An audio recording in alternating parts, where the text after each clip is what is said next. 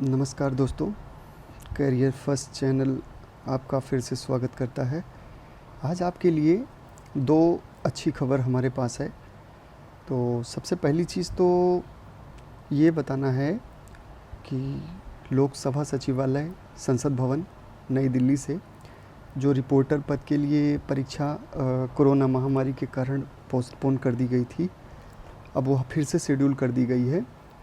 और इसकी सूचना आपको हमने एक अलग वीडियो के माध्यम से दे दिया है। तो आप और हमारा प्रयास रहेगा कि हम जल्दी ही उसके लिए नए शॉर्ट हैंड डिक्टेशंस आपको इस चैनल के माध्यम से उपलब्ध कराएं। तो आप तब तक अपनी तैयारी जारी रखिए। दोस्तों, रिपोर्टर के पद के लिए सबसे ज़रूरी चीज़ है स्पीड आपकी।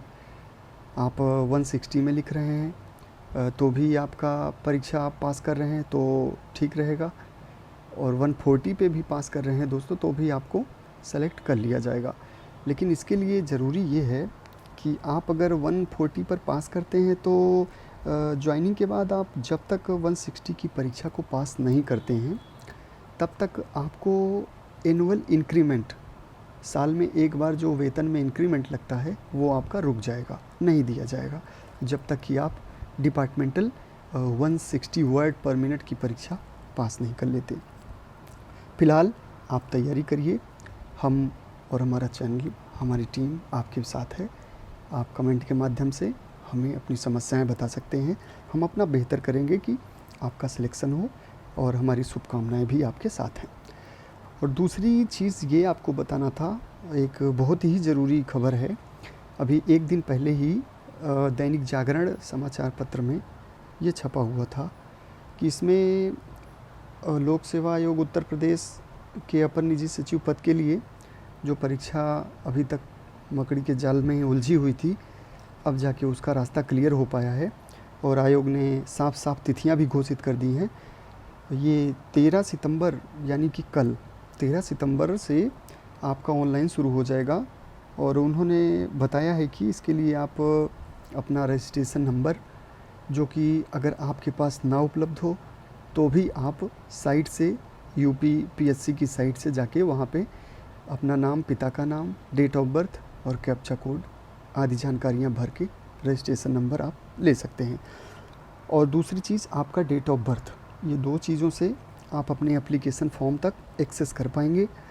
आप अपने एप्लीकेशन फॉर्म को चेक करिए, उसमें नाम, पिता का नाम, डेट ऑफ बर्थ, अपने क्रेडेंशियल चेक करने के बाद उसकी कॉपी डाउनलोड कर लीजिए और एक कॉपी बाकी के डॉक्यूमेंट्स अटैच करके अपने सिग्नेचर करके उसको स्पीड पोस्ट से या फिर बाय हैंड आप लोक सेवा आयोग को, वहाँ पे विंडो है बाहर लोक सेवा आयोग के ऑफिस में, वहाँ पे आपको सबमिट करना होगा। दूसरी चीज़, अक्टूबर में 12 तारीख यानी 12 अक्टूबर 2021 से इसके एडमिट कार्ड्स आने की सूचना आयोग ने घोषित की है। और परीक्षा के लिए जो प्रथम चरण की आपकी लिखित परीक्षा होगी 2 पालियों में, पहला जीएस और दूसरा हिंदी। सारा सिलेबस आप लोगों को पता ही है, उसमें भी हम आपकी हेल्प करेंगे अलग से वीडियो बना के। तो 16 नवंबर इसकी लिखित परीक्षा की डेट उन्होंने घोषित की है।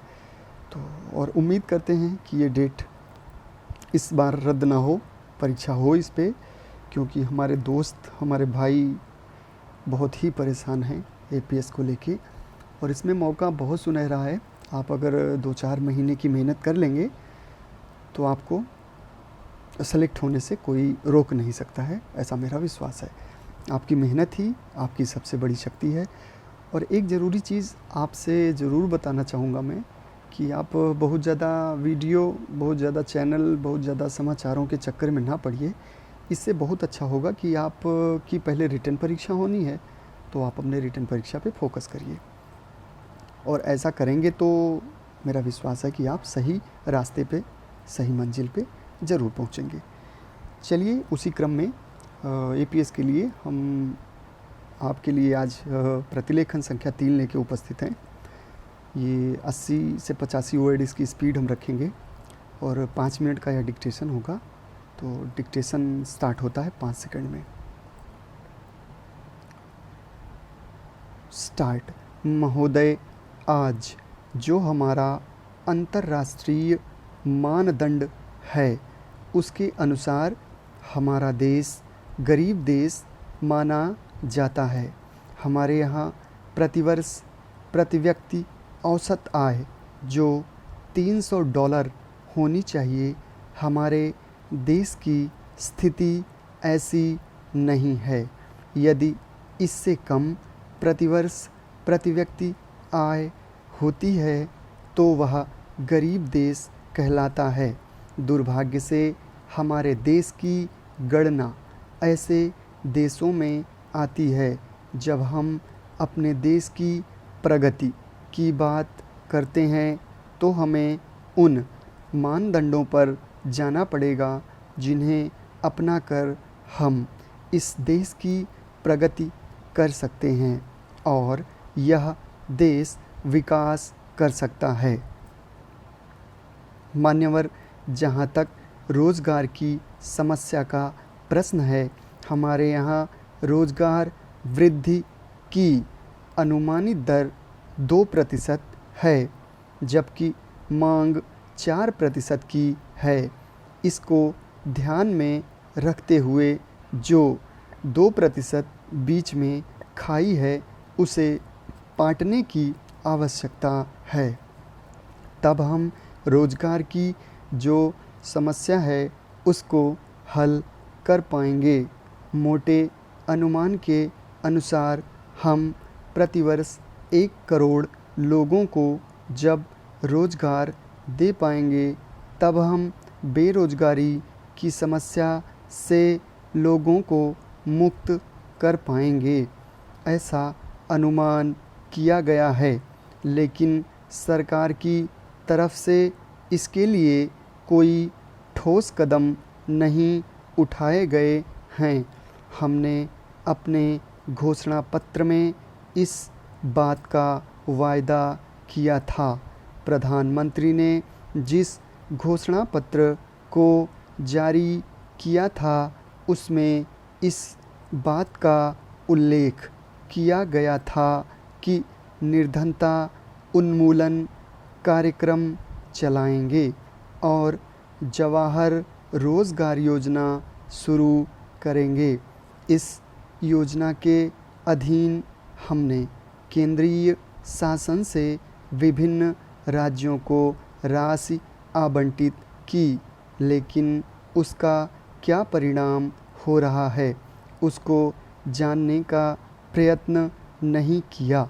मैं मध्य प्रदेश का जिक्र करना चाहता हूँ कि जवाहर रोज़गार योजना के अंतर्गत जो राशि दी गई उसका दुरुपयोग हो रहा है। मैं जिस बात को कह रहा हूँ वह अतिशयोक्ति नहीं होगी कि उस पैसे का भाजपाकरण हो रहा है। उसकी धनराशि को सरस्वती शिशु मंदिर को दिया जा रहा है। जिस पैसे को राहत कार्यों पर रोज़गार हेतु लगाना चाहिए वह पैसा सरस्वती शिशु मंदिर को आवंटित किया गया है। मध्य प्रदेश की सरकार केंद्रीय सरकार द्वारा आवंटित राशि का इस प्रकार दुरुपयोग कर रही है।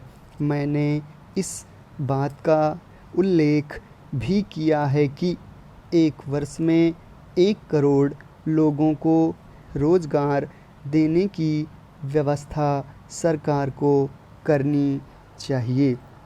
स्टॉप। ये आपका लगभग दोस्तों 85 से 90 वर्ड पर मिनट है।